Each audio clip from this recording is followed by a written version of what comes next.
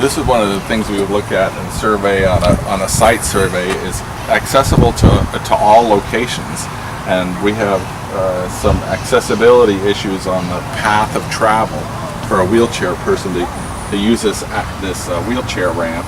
And here we have some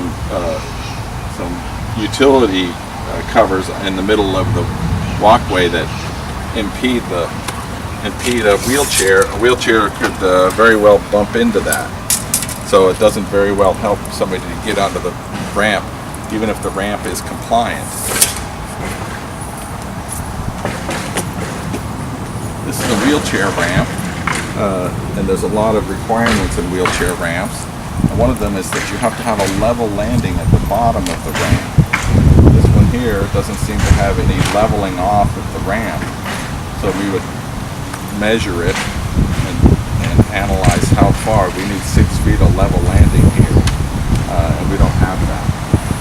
One of the other things that we need is this handrail would need to be inside the portion of the ramp if somebody's going to be holding onto the handrail. As you can see, the handrail is outside the space of the ramp.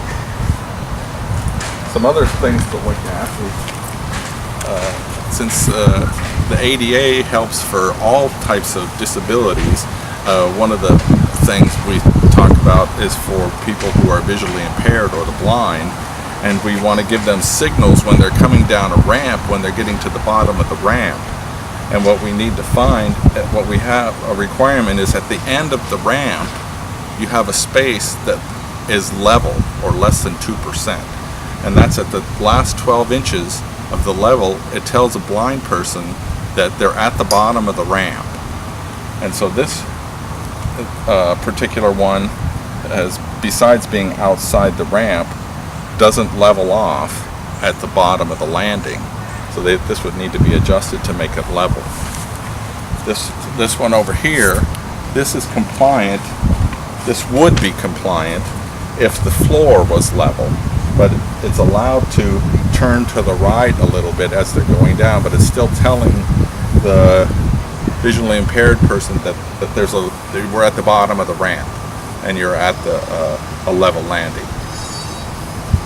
So those are some important things that are required on that. Also, at the top of the ramp, we have the same issue, is that it has to be level at the top of the ramp, also telling the person where they are. At the top of the ramp, at each top before a turn, you also have to have a level landing. So a person who's living in a chair can navigate the direction change without being on an angle.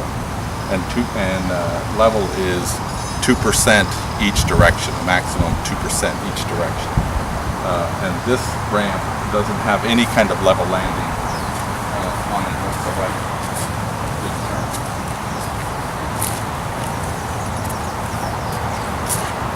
We could see that this whole ramp, the direction of the run of the ramp, also needs to be level on the cross slope.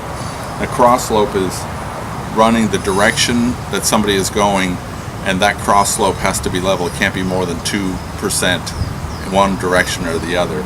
And this, if you're walking in the direction of this ramp, you can see that the cross slope is probably about 3%. So this would need to be adjusted also. Yeah, this is the height of a guardrail. This is the height of a guardrail that you would find on a set of stairs, where a handrail was supposed to be at 38 inches above the bottom. Handrail would be right here. So we would be reporting all of these things on an entire campus survey or a site-specific survey.